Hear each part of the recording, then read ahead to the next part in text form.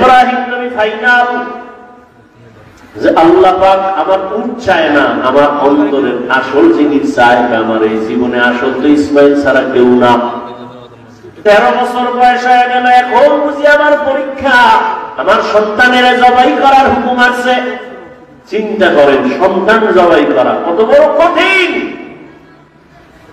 Ready হয়ে গেলেন, কোনো প্রশ্ন নাই। সুরিয়া রশিনিয়া রওয়ানা, যাইতে যাইতে মক্কা নগরীতে হাজির। যে এলাকা দেখছিলেন জঙ্গল, এখন দেখে মানুষের অভাব নাই, বাচ্চারা খেলাধুলা করে। এত বাড়ি ঘর, হাজেরার ঘর কই, ইসমাইলের ঘর কই, খবর নাই। একটা বাচ্চারা ডাইকা এখানে ইসমাইল নামের কেউ আসেনি।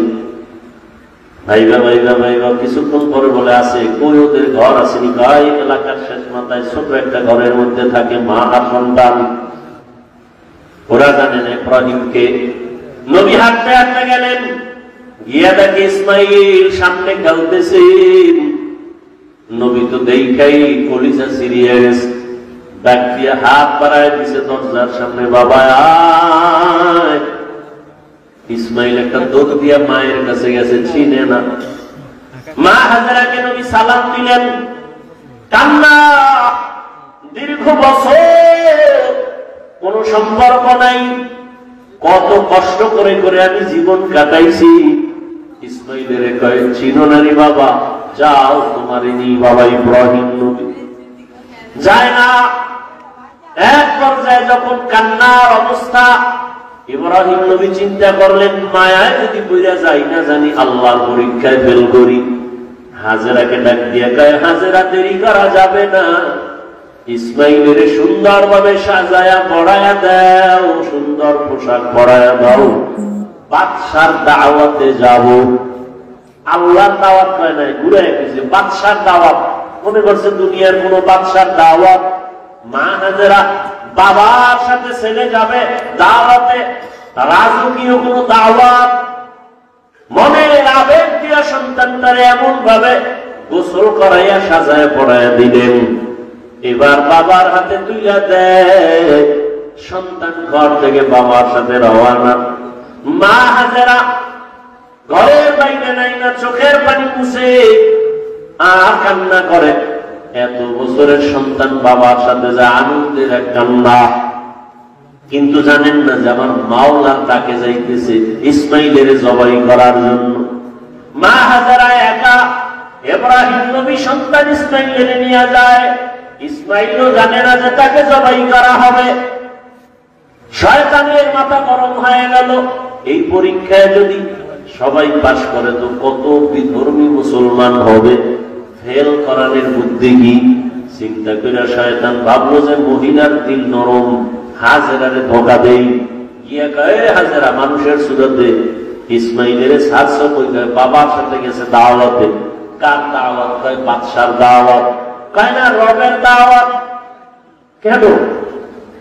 রবের দাওয়াত যদি হয়তো তো ভালো না, না জানো না কি বলে, জবাই করার জন্য নিছে না।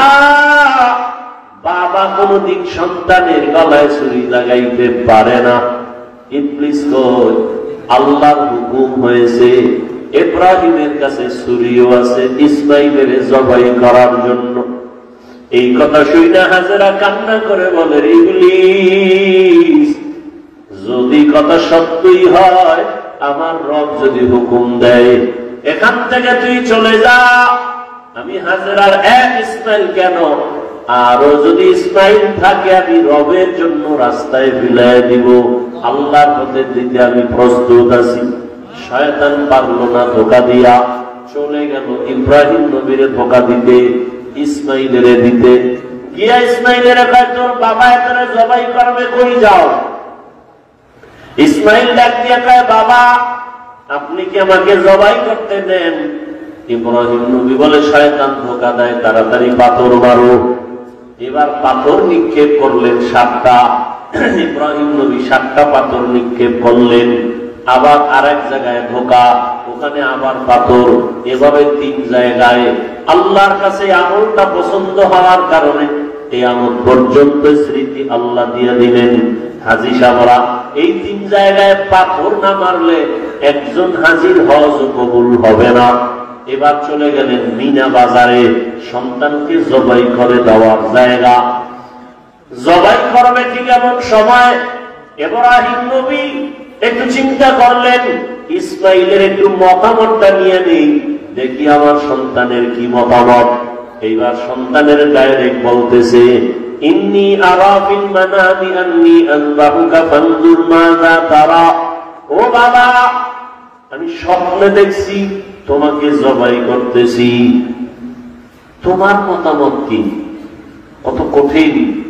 বাচ্চা ইসমাইল এক সেকেন্ডের জন্য চিন্তা না করে দ্রুত বলে ফেললেন, ইয়া আবাতি ইফআল মা তুমার। বাবা, তাড়াতাড়ি আপনাকে যে আদেশ করা হয়েছে পালন করেন। সাতাজিদুনি ইনশাআল্লাহু মিনাস সাবিরিন। অচিরেই আমাকে পাবেন ইনশাআল্লাহ ধৈর্য ধারণকারীদের অন্তর্ভুক্ত। এরে আল্লাহর বান্দা, এখানে অনেক কথা। ইব্রাহিম নবীকে আল্লাহ পাক স্বপ্নে দেখাইলেন কেন? ডাইরেক্ট বললেন না কেন? আবার ইসমাইলকে জিজ্ঞাসা করলেন কেন? আল্লাহর হুকুমের বেলায় জিজ্ঞাসা করলেন কেন? এখানে তো জিজ্ঞাসা করার কোন যুক্তিকতা নাই। আল্লাহ অর্ডার করছে পালন করো। আবার ইসমাইল স্বপ্নের কথাটাকে এত গ্যারান্টি দিল কেন? অনেক কথা এখানে। ইসমাইল নবী বললেন, আব্বা জান, আমাকে দ্রুত আপনি যা দেখছেন হুকুম পালন করেন। বাবা বলছে, আমি স্বপ্নে দেখছি জবাই করতে। ইসমাইল বলে, আপনাকে যে হুকুম দেওয়া হয়েছে তা পালন করেন। দেখছে স্বপ্ন, কিসের হুকুম? 13 বছরের সন্তান। অনেক কথা এখানে, হিকমত, এগুলোর জবাব এখন দেওয়ার সময় নেই। ইসমাইল বললেই চোখের পানি ছেড়ে দিয়েছেন। ঐতিহাসিকগণ লিখেন, ইসমাইল বলে, বাবা জান, যদি আমাকে এই কথাটা বাড়িতে বসে বলতেন, আমি আমার দক্ষিণী মায়ের থেকে একটু বিদায় সালাম দিয়া আসতাম।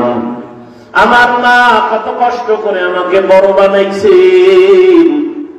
মানুষ ছিল না, জঙ্গল পাহাড়, পানিও নাই, খানা নাই।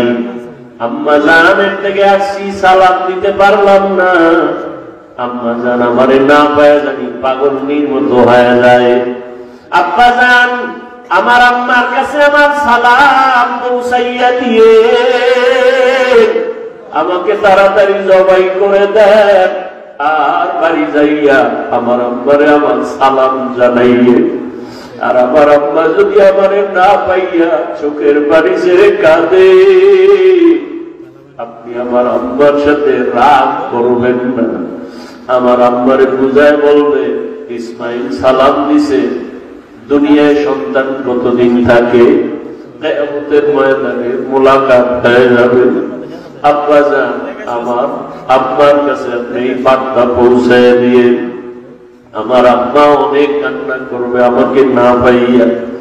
ইতিহাসবিদরা বলে, আবার ইসমাইলের কথাও বলছেন, আমার রক্তের জামা মাখা আমার মায়ের কাছে দিয়ে আমার মা দেখে একটু কলিজা ঠান্ডা করবে। এবার ইসমাইল বলে, আব্বা জান, আমার চেহারাটা মাটির দিকে রাইখা আমারে শোয়াইয়া জবাই করে, কারণ আমার চেহারার দিকে যদি আপনার মায়ার নজর লাগে, আপনি মায়ার কারণে ছুরি চালাইতে পারবেন না। আরে আপনি ছুরি চালাইতে গিয়া যদি ব্যর্থ হয়ে যান, আমার মাওলায় বেজার, পরীক্ষায় বুঝি আপনি ফেল হয়ে যাবেন। দ্রুত আমার চেহারাটা নিচে রাখবেন, আর আমার হাতে পায়ে রশি দিয়া ভালো করে বাঁধেন। জবাই করতে গিয়ে যদি আমার পায়ের নাড়াচাড়া আপনার শরীর মোবারকে লাগে, বেয়াদবি হয়ে যাবে। বাবার সাথে আমি বেয়াদবি করবো, এটা বরদাস্ত করা যায় না। ও বাবা আমার, হাত পাও ভালো করে বেঁধে নেন, আপনার চক্ষু দুইটাও বাঁধেন, আপনার চোখের নজর যেন আমার দিকে না পড়ে। বাবা, তাড়াতাড়ি আপনি ছুরি চালান। ইসমাইল নিজে শুয়ে পড়লেন আল্লাহর মহব্বতের জন্য। আল্লাহ পাক রব্বুল আলামিন ছুরিরে বললেন, খবরদার আমার ইসমাইলের একটা পশম যেন ক্ষতি না হয়। ইব্রাহিম নবী যখন ছুরি চালায় একটু পশম কাটে না। ইব্রাহিম নবী পাথরের উপরে আঘাত করলেন, পাথরটা টুকরা টুকরা হয়ে গেল। ইসমাইলের কয় বাবা আর একবার চেষ্টা করে আসো। আল্লাহ বুঝি আবার বেজার হয়ে গেলেন নাকি? এবার নিয়ত করছি রক্ত হাতে না লাগা পর্যন্ত ছুরি চালাইতেই থাকবো। ও আল্লাহর বান্দারা, কেমন ঈমান, কেমন আমার মালিকের মুহাব্বত। সন্তানের ছুরির নিচে রেডি আমার মাওলার হুকুমের জন্য। এবার ইসমাইলকে যখন নিয়ত করছে রক্ত হাতে না লাগা পর্যন্ত ইসমাইলের ছাড়বে না। ইসমাইলকে আবার যখন শোয়াইয়া ছুরি চালাবে, ইসমাইল যখন মাটিতে শুয়ে পড়লেন, আসমান থেকে আমার আল্লাহ আবার দিলেন, ও জিবরাইল জলদি করে জান্নাতে একটা দুম্বা নিয়ে যাও, আমার ইব্রাহিমের ছুরির নিচে দাও, ইসমাইলের যেন কোনো ক্ষতি না হয়। জিবরাইল আল্লাহর অর্ডারে জান্নাতি দুম্বা নিয়ে রওনা। জিবরাইল ভাবলেন মনে হয় আমি যাইতে না যাইতে ইসমাইল বোধহয় জবাই হয়ে যাবে। জিবরাইল আসমান থেকে জোরে আওয়াজ দিলেন, আল্লাহু আকবার, আল্লাহু আকবার। এইভাবে আওয়াজ দেওয়া মাত্র ইব্রাহিম নবী আসমানে তাকাইয়াও তিনি আওয়াজ দিলেন, ইসমাইলও আওয়াজ দিলেন, লা ইলাহা ইল্লাল্লাহু আল্লাহু আকবার। ইব্রাহিম নবী আওয়াজ দিলেন, আল্লাহু আকবার ওয়ালিল্লাহিল হামদ। আল্লাহর কাছে তাকবীর ও কিয়ামত পর্যন্ত নারী পুরুষ সবার জন্য আল্লাহ পাক স্মৃতি হিসাবে রাইখা দিলেন। 9 তারিখ জিলহজ মাস, ফজর থেকে চালাও, নারীরা পুরুষের এই তাকবীর পড়বা, আল্লাহু আকবার, আল্লাহু আকবার, লা ইলাহা ইল্লাল্লাহু আল্লাহু আকবার ওয়ালিল্লাহিল হামদ। প্রত্যেক ফরজ নামাজের পরে একবার করিয়া নারীও একবার, পুরুষেও একবার। নারীরা আস্তে আওয়াজে, পুরুষেরা একটু জোরে আওয়াজ দিয়া পড়বে। 13 তারিখ পর্যন্ত আল্লাহ পাকের পছন্দের আওয়াজকে জারি রাখলেন কিয়ামত পর্যন্ত। ইসমাইলের দুম্বা যখন জিবরাইল আসতেছে, ইব্রাহিম নবী যখন ছুরি চালায় ইসমাইলের সরাইয়া দুম্বা দিয়া দিলেন। হঠাৎ করে দেখে রক্ত লেগে গেল, চোখ খুলে তাকায় দেখে অচেনা একটা জানোয়ার জবাই হয়ে গেল। আল্লাহর পক্ষ থেকে আওয়াজ আসতেছে, আল্লাহ বলেন, ওয়ানাদাইনাহু আইয়া ইব্রাহিম কদ সাদ্দাকতার রুইয়া ইন্না কাযালিকা নাজজিল মুহসিনিন। ও ইব্রাহিম, তোমার পক্ষ থেকে আমার যা চাওয়া তা হয়ে গেছে।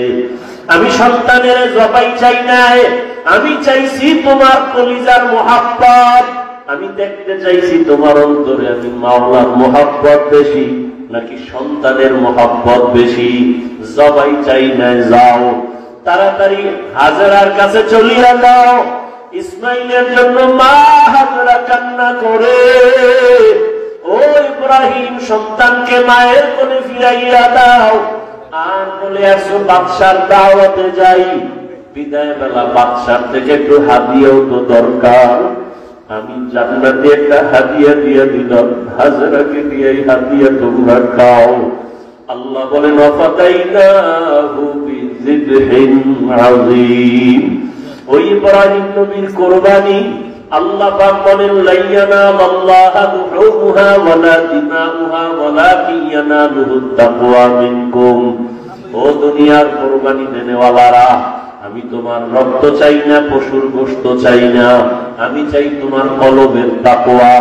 তুমি কুরবানি কি মানুষকে দেখাবার জন্য দাও না, আমি আল্লাহর মুহাব্বতে দাও। আমি তোমার অন্তরের মুহাব্বতের পরীক্ষা নিতেছি। আমি তোমার গোশতের পরীক্ষা নেই না, রক্তের কিছুই নেই না, আমি আল্লাহ তোমার অন্তরের তাকওয়া চাই।